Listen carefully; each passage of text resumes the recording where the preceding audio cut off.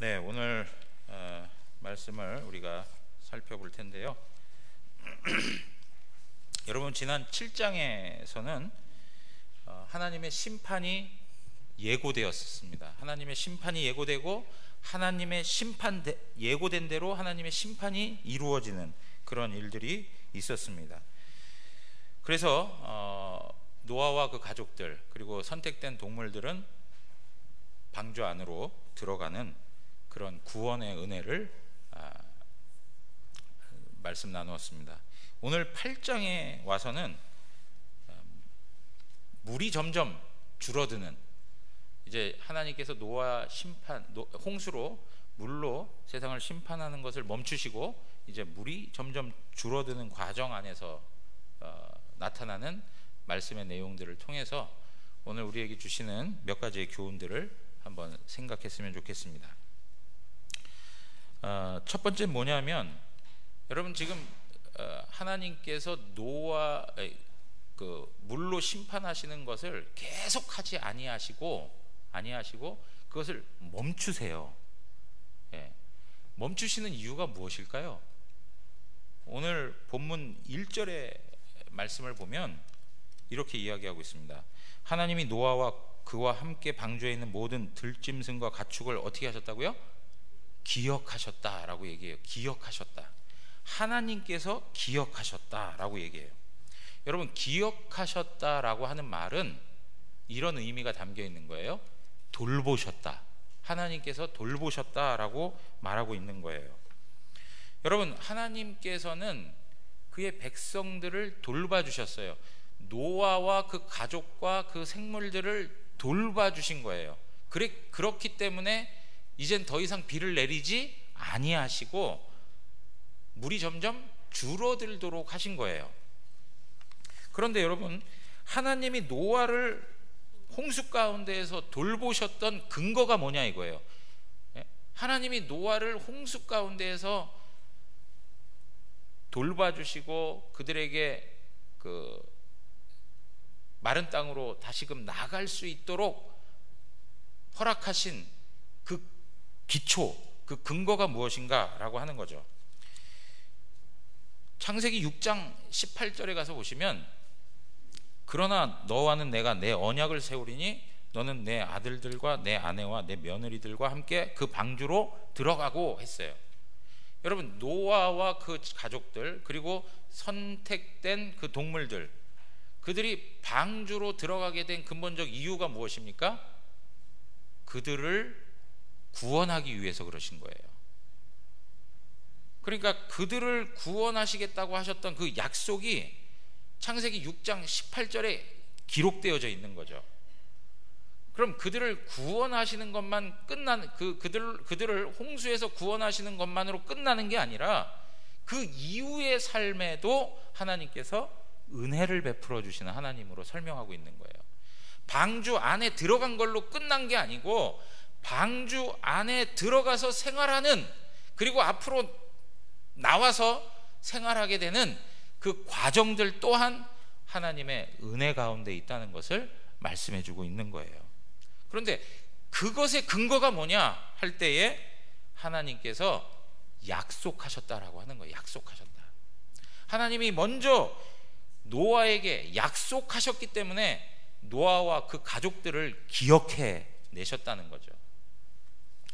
여러분, 이러한 말씀이 잘 표현된 곳이 무엇이냐면 출애굽기 2장 23절에서 5절에 있는 말씀인데, 그 내용이 뭐냐? 이스라엘 백성들이요, 애굽의 고센 땅에 정착을 하고 살아갑니다. 하나님께서 생육하고 번성하는 은혜를 주셔서 많은 수의 백성이 되었습니다. 그러자 요셉을 알지 못하는 왕이 등장하죠. 세월이 지나가지고 요셉을 알지 못하는 왕이 등장해서 위협을 느끼고 이 히브리 사람들을 어떻게 해서든지 억제해야 되겠다, 억제시켜야 되겠다. 그래서 그들을 학대하기도 하고요, 그들을 다 불러들여 가지고 국고성 비돔과 라암셋을 건축하게 하는 일에 노동력 착취를 일삼는 일을 해요. 많은 괴로움을 당하고 학대를 당했어요. 그럴 때에 이런 말씀이 기록되어져 있어요. 23절에 보면 여러 해 후에 애굽 왕은 죽었고 이스라엘 자손은 고된 노동으로 말미암아 탄식하며 부르짖으니 그 고된 노동으로 말미암아 부르짖는 소리가 하나님께 상달된지라. 여러분, 하나님 앞에서 너무 고통스럽고 힘들다고 부르짖고 있는 거예요. 너무나도 내 삶의 지금의 형편이 너무나도 어렵습니다. 고통스럽습니다. 괴롭습니다. 들들들 볶이고 있습니다. 하나님 좀 도와주십시오 하고 부르짖고 있는 거예요. 그것이 누구에게 상달되었어요? 하나님께 전달된 거예요. 그런데 우리가 이렇게 간절히 부르짖고 간절히 하나님 앞에 기도하면 아무 생각도 없는 하나님이 우리의 기도 소리 때문에 우리에게 응답하시고 역사하시는 거라고 생각을 할 때가 있어요. 지성이면 감천이라고 내가 정성을 들이고 하늘을 감동시킬 만한 어떠한 감동적인 헌신과 노력과 수고를, 정성을 들였기 때문에 하늘이 움직인 거라고 생각을 해요. 그러나 성경은 절대 그렇게 얘기하지 않아요. 여러분, 우리가 아무리 기도해서 뭐 100일을 기도하고 200일을 기도하고 하나님 앞에 작정하고 금식하며 기도했다 할지라도 사실은 우리가 기도한 그것이 마음도 없는 하나님을 움직인 것이 아니라 하나님이 먼저 우리를 향한 사랑을 갖고 계시다는 것을 기억하셔야 돼요. 자, 24절에 우리 한번 다 같이 읽겠습니다. 24절입니다. 하나님이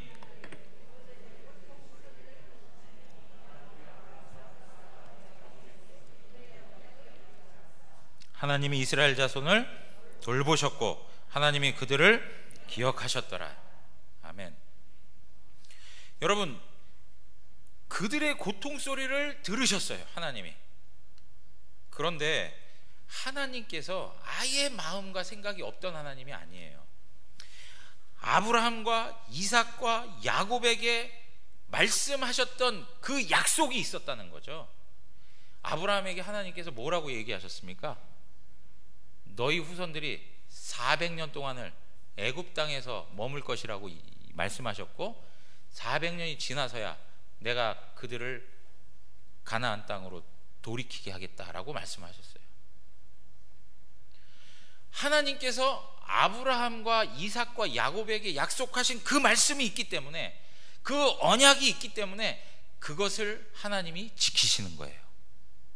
그 때가 되었을 때 하나님께서 이스라엘 백성들 마음 가운데 소원을 두고 하나님 우리를 좀 도와주세요, 하나님 앞에 엎드리게 하고 하나님 앞에 부르짖게 하는 거였어요. 그래서 마치 이스라엘 백성들이 느낄 때에는 내가 기도를 많이 하고 내 기도가 너무나도 간절해서 하나님이 그냥 들어주신 것처럼. 근데 실은 하나님께서 언약을 맺으시고 그 언약의 말씀을 이루시는 것이죠.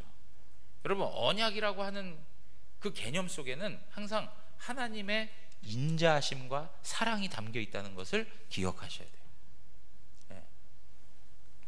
하나님께서 기억하셨다는 거예요. 기억하셨다. 하나님이 돌보셨다는 거예요. 노아가 방주에 들어가서, 그리고 홍수가 일어나고, 그리고 그것이 완전히 그 물이 다 말라가지고 그들이 바깥으로 나올 때까지 하나님께서 그들을 돌보아 주시는 은혜를 베풀어 주셨다는 거예요.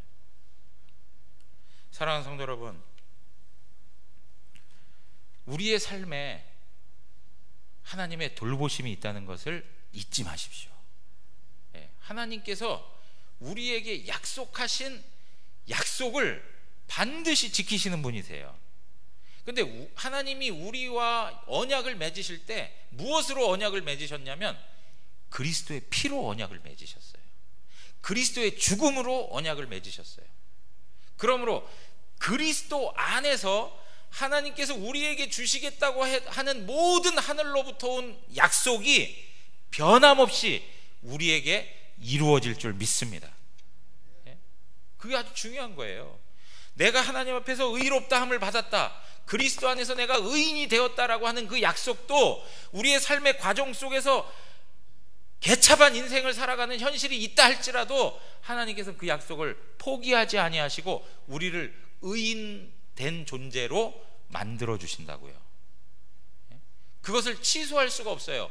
그리고 하나님께서 우리에게 거룩을 일으켜 하나님을 닮은 하나님의 형상대로 세우시겠다라고 하는 그 하나님의 약속을 방해할 자가 없고 포기하게 만들 자가 없고, 우리가 가지고 있는 죄성에도 불구하고 하나님께서는 우리를 기억하사 돌보시고 우리 안에 거룩을 만들어 가시는 하나님이세요.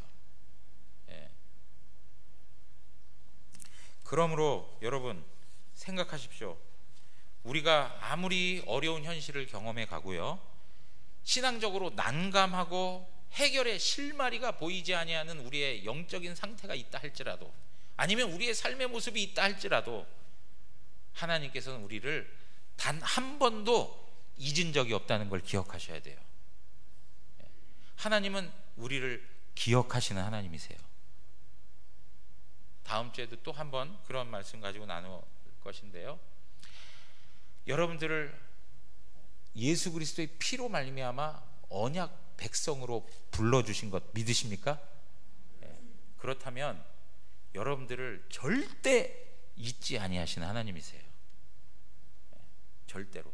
그래서 이사야의 말씀에 보면 어떤 말씀이 있냐, 하나님께서 우리를 향한 사랑을 가지고 계시는데 어떻게 표현하는지 아세요? 어미가 어떻게 자식을 잊을 수 있겠냐 이거죠. 여러분, 자식을 잊을 수 있겠습니까? 그 마음이 하나님의 마음인 거예요.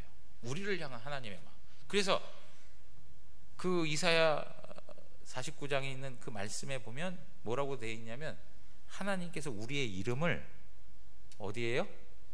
손바닥에 새기고 우리를 항상 기억하신다는 거예요. 손바닥에 새기고. 여러분, 하나님이 손바닥에 새길 일이 있습니까? 우리로 하여금 하나님 사랑이 얼마나 크신지를 그런 방식으로 우리에게 설명해 주고 있는 거 아니에요? 여러분, 오늘 우리의 마음 가운데 내가 하나님으로부터 잊혀진 것 같다 하는 분이 있다면 절대 그 생각하지 마세요. 하나님은 여러분들을 단 한순간도 잊은 적이 없어요. 심지어 여러분들이 잠들어 있는 순간에도 하나님은 여러분들을 돌보시고 여러분들에게 사랑을 베푸시는 분이세요. 그걸 시편의 저자는 뭐라고 표현한 거냐면, 내가 주님이 사랑하는 자에게 뭘 주신다고요? 잠을 주시는도다. 그 말씀으로 표현한 거예요. 하나님이 사랑하는 자에게 잠을 주신다 하는 얘기는 잠자고 있는 동안에도 하나님은 사랑해 주신다는 얘기를 하는 거예요. 그래서 이 시간에도 마음껏 주무시려고는 하지 마시고 하나님 여전히 사랑해 주시는구나. 자, 두 번째 내용이 뭐냐, 하나님의 편에서 하나님께서 언약 백성을 기억하세요. 노아를 기억해 주셨어요.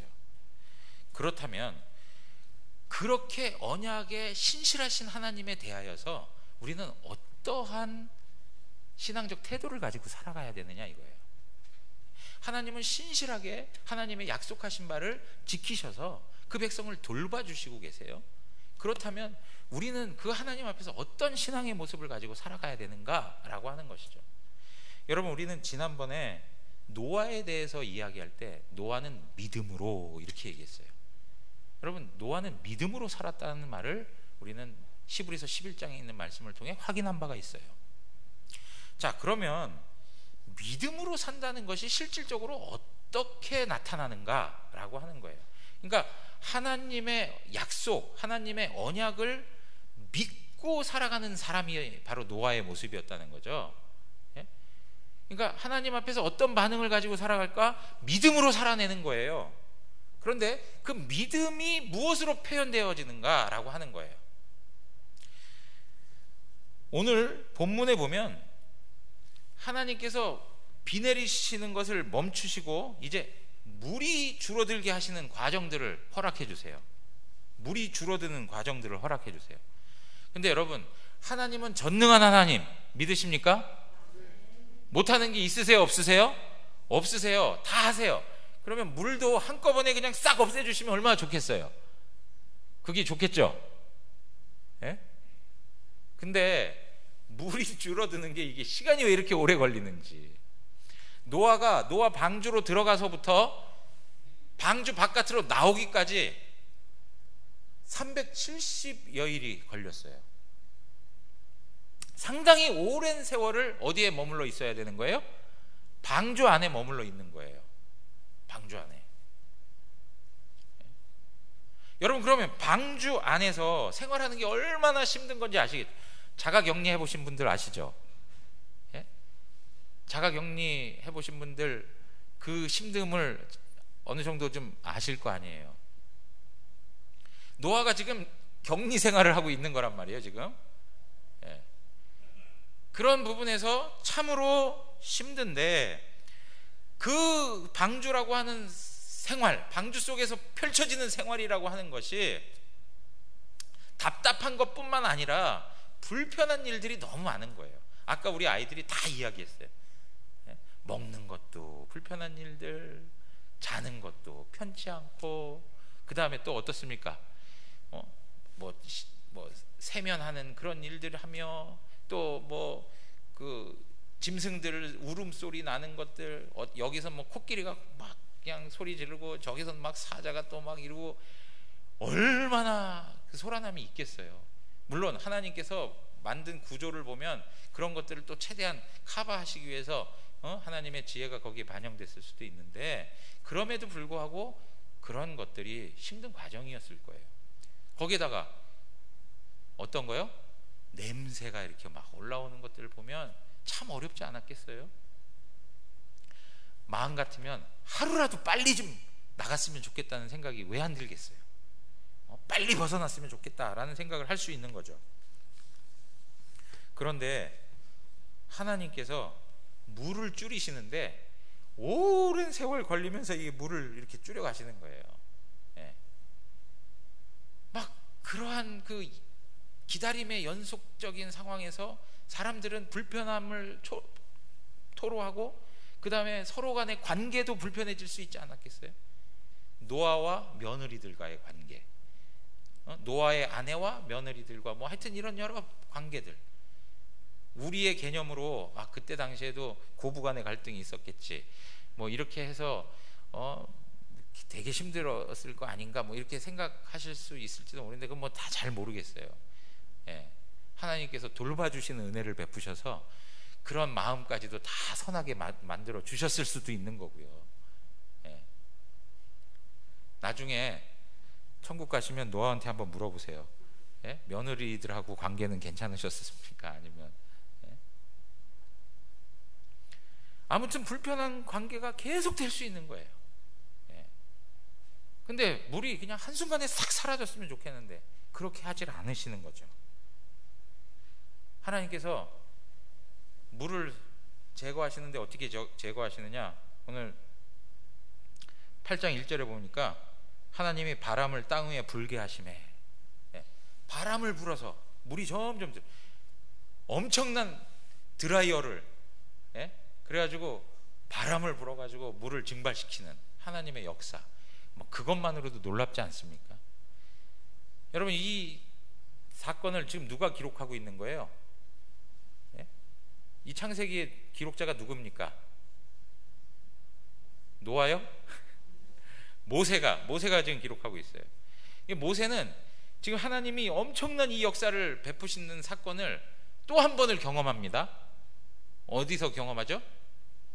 출애굽할 때 홍해를 건너는 사건에서 하나님께서 동풍을 불게 하셔가지고 물벽을 쌓게 하시고 길을 내시는데, 그 길을 하나님이 완전히 마르게 만드세요. 예. 하나님 엄청나게 놀라운 그 역사를 일으키시는 전능한 하나님이신 거죠. 그런데 그럼에도 불구하고 하나님께서는 서서히 예, 줄여가고 계시는 거예요. 여러분, 그것이 우리 신앙적 삶에 있어서도 동일해요. 하나님이 우리에게 막 기사와 능력으로 특별한 은총을 베푸셔가지고 과정과 그 모든 과정이 막 그 생략된 채 결과만 주시는 하나님이 아니에요.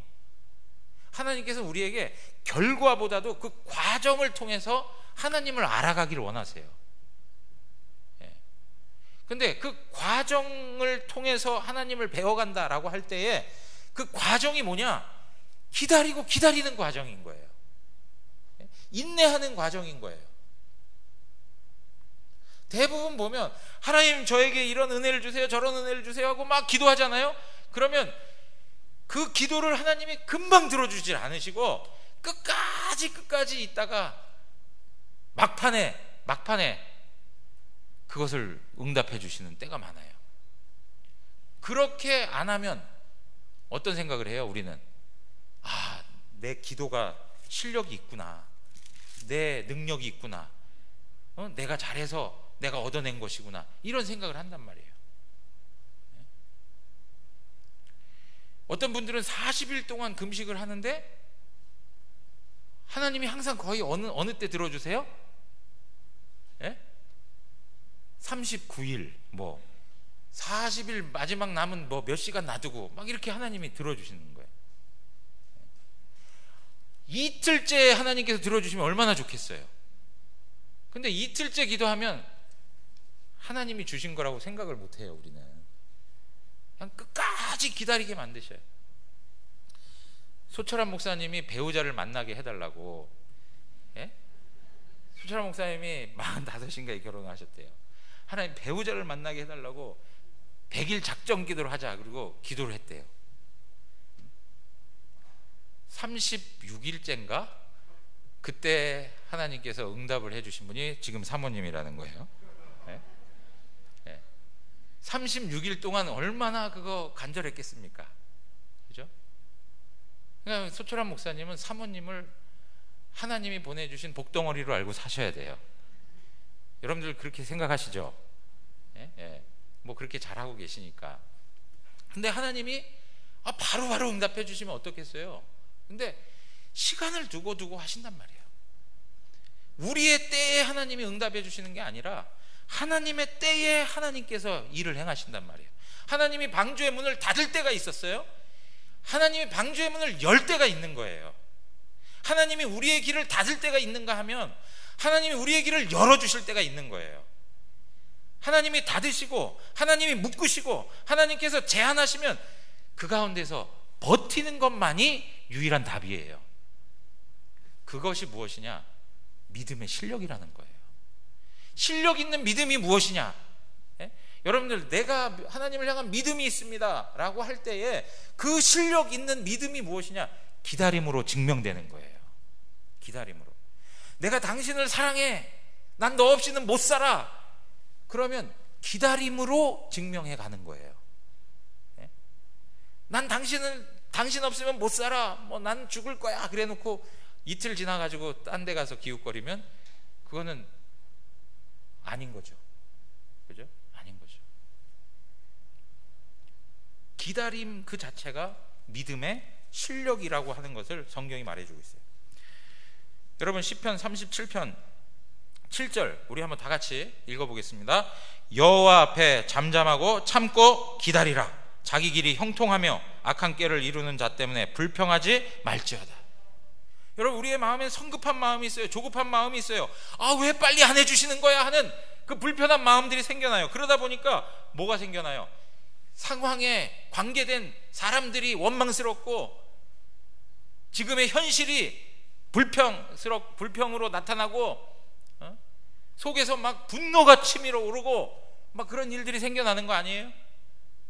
그런데 그러한 마음들을 다스리고 하나님 앞에서 하나님의 뜻을 구하면서 살아가게 되면 하나님께서 반드시 형통한 은혜를 베푸신다는 거예요. 그런데 성급하고 조급한 마음에 자기 현실 가운데에서 발생하는 그 현장, 그것에 대한 어떤 그 괴로움 때문에 자기가 일을 성급히 추진하게 되면 일을 그르치게 돼. 대표적인 사람이 누군지 아십니까?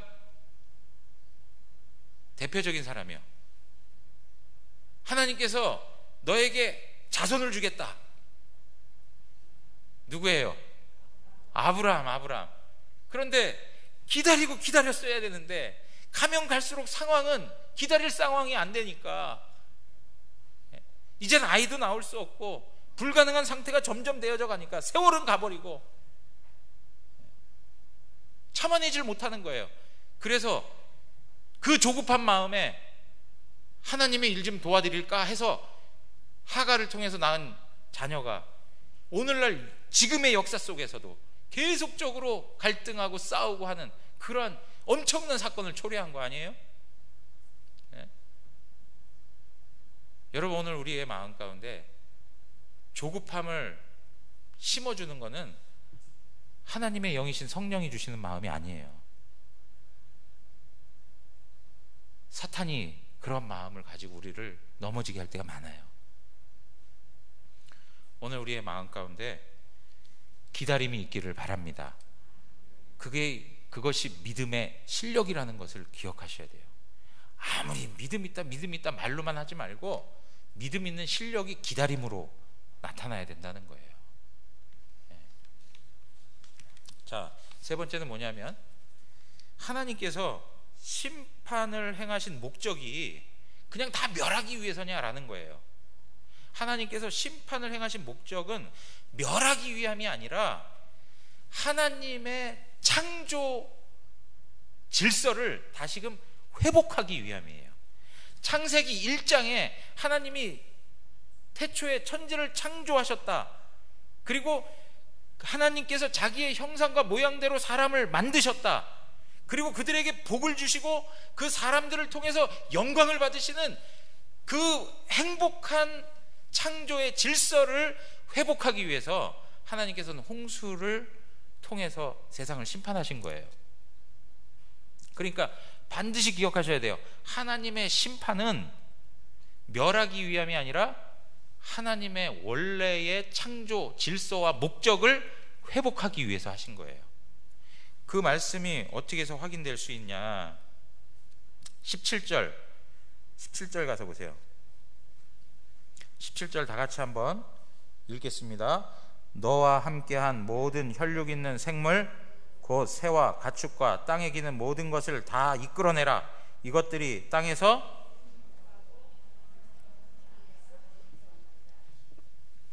땅에서 생육하고 땅에서 어떻게 한다고요? 번성한다는 거예요. 여러분, 이 말씀이 어디에서 먼저 기록되었습니까? 창세기 1장 28절에 가서 보면 하나님이 그들에게 복을 주시며 하나님이 그들에게 이르시되 생육하고 번성하며 땅에 충만하라. 하나님께서 아담과 하와에게 복을 주시면서 하신 말씀이 이 말씀이에요. 그러니까 지금 노아는 하나님 앞에서 새 아담으로 서 있다는 것을 기억하셔야 돼요. 새 아담으로서 하나님께서 주시는 복의 명령을 다시금 받고 있는 거예요. 그걸 통해서 뭘 이루시길 원하시는 거죠? 하나님이 원래 창조하셨던 목적을 온전히 회복하기를 원하시는 거예요. 창세기 1장에 하나님의 창조의 모습을, 원래 가졌던 창조의 질서를 하나님이 회복하기를 원하시는 거예요. 그렇다면 오늘 우리도 아담과 노아와 우리들의 모습도 동일하다는 거예요. 다르지 않다는 거예요. 하나님께서 우리를 창조하시고 하나님께서 우리를 구원하신 목적, 여러분, 하나님께서 아담을 창조하신 목적, 하나님께서 노아를 구원하신 목적, 그거는 창조 질서의 회복이에요. 오늘 우리들에게도 우리를 지으시고 우리를 구원하신 분명한 목적과 이유는 하나님께서 우리를 통해 영광 받기를 원하신다는 거죠. 우리의 삶의 모든 과정 어떠한 방식을 통해서든 그 궁극적인 목적이 하나님께 영광이어야 하는 거예요. 창세기 1장에서 하나님이 만들어 놓으신 세상의 모습과 풍경이 우리 안에서 회복되어져야 되는 거예요. 사랑하는 성도 여러분, 오늘 우리는 하나님의 창조의 목적, 구원의 목적에 걸맞게 하나님 앞에 살아가고 있는가라고 하는 것들을 다시 한번 생각할 필요가 있는 거예요. 계속 반복적인 이야기지만 여러분, 이러한 내용이 얼마나 중요한 우리 인간 존재 이유이며 가치이며 목적인지를 깨달으셔야 돼요.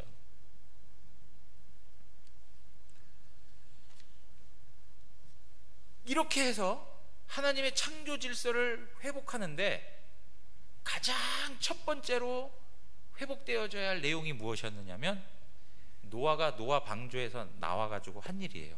뭐라고요? 하나님을 예배하는 거예요. 하나님 예배하는 거예요.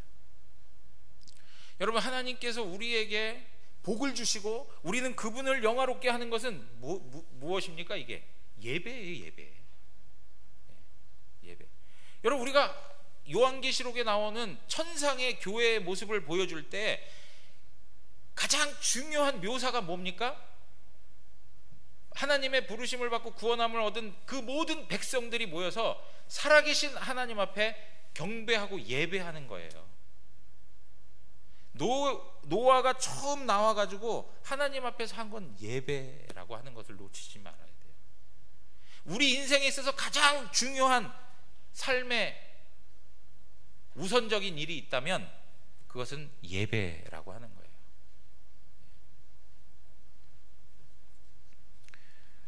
여러분, 오늘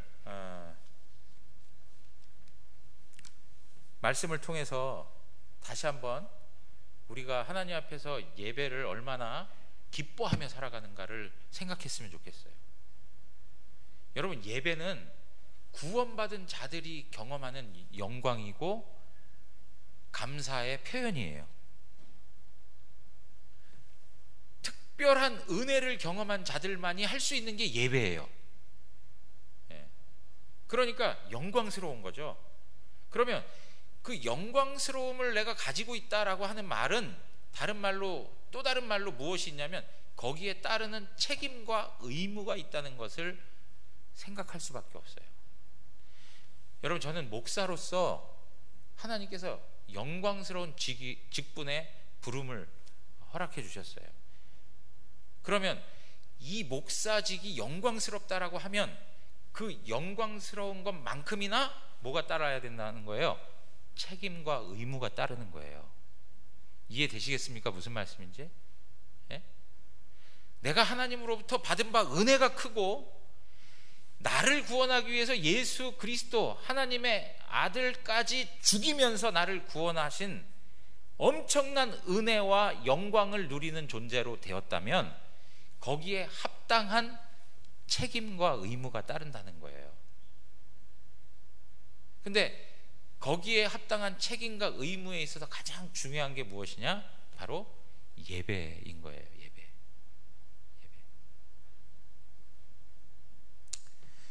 여러분, 오늘 우리의 삶에 우리의 우선순위에 무엇이 있는가를 한번 생각해 보세요.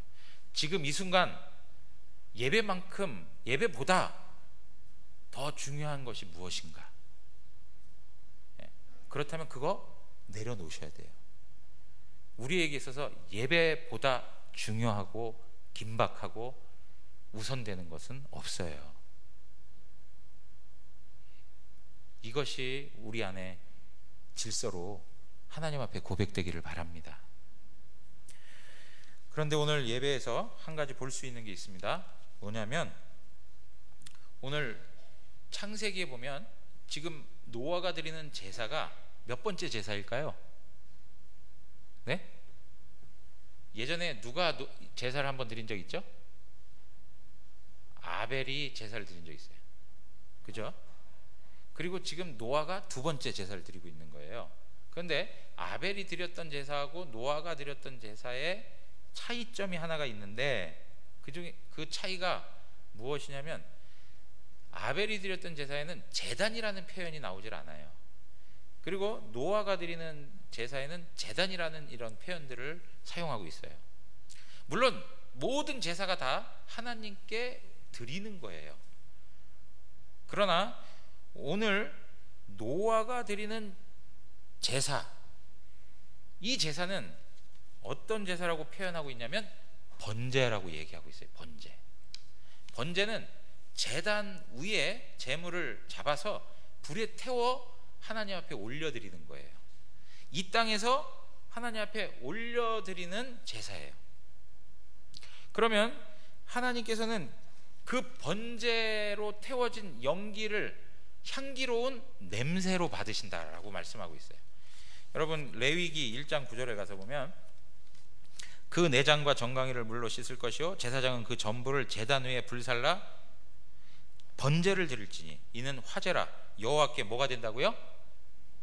향기로운 냄새가 된다 그랬어요. 향기로운 냄새. 여러분 제가 하나 좀 부탁드리겠습니다. 다른 때는 말씀들이 참 많으신데 이렇게 좀 여쭤보면 말씀을 좀 적극적으로 이렇게 좀 하시면 좋을 것 같아요. 그죠? 네. 향기로운 냄새로 하나님 앞에 올려진다라고 얘기하고 있어요. 이것이 레위기에 반복적으로 표현되는 내용이에요. 번제는 하나님 앞에 향기로운 냄새가 된다라고 얘기하는 거예요. 그런데 오늘 본문 말씀에 보면 21절에 이렇게 얘기합니다. 번제를 드렸어요. 번제를 제단에 드렸더니 해놓고 여호와께서 그 향기를 어떻게 하셨다고요? 받으시고 그랬어요. 여호와께서 그 향기를 받으셨다라고 얘기해요. 예. 여러분 여호와께서 향기를 받으셔서 그 사람들에게 주어진 결과가 무엇이었느냐? 오늘 21절 뒷부분에 가서 이야기하는데 여호와 하나님이 그 중심에 이르시되 뭐라고 얘기합니까? 내가 다시는 사람으로 말미암아 땅을 어떻게 하지 않겠다고요? 저주하지 않아요. 그리고 모든 생물을 다시 멸하지 아니하겠다라고 말씀하고 있어요. 다시는 저주하지 않고 다시는 멸하지 않겠다라고 말씀하고 있어요. 하나님 앞에 노아가 와가지고 번제를 드려 올렸어요. 그랬더니 하나님이 그걸 받으시고 하나님께서 그 노아에게 말씀하신 내용이 뭐냐면 다시는 땅을 저주하지 않겠다, 다시는 모든 생물을 멸하지 않겠다라고 말씀하셨어요. 왜 그러셨을까요? 첫째 생각해 볼 수 있어요. 하나님이 죄된 세상을 다 심판했으니까 이제 더 이상 죄가 없기 때문에 하나님이 이제 심판할 일 없다라고 말씀하셨을까요?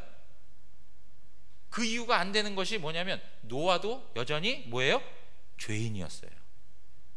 하나님께서 홍수로 심판하셨지만 여전히 죄성은 남아있는 거예요. 그러면 또 하나의 생각해 볼 수 있는데 오늘 말씀해 보니까 사람의 마음이 계획하는 바가 어려서부터 계속 악해. 그러니까 이제 더 이상 너희들하고는 이제 기대할 게 없고 너희들을 완전히 포기하겠다. 너희들을 이제 심판할 것도 아깝다. 그래서 하나님께서 다시는 심판하지 않겠다 하신 것일까요? 아니라 이거예요.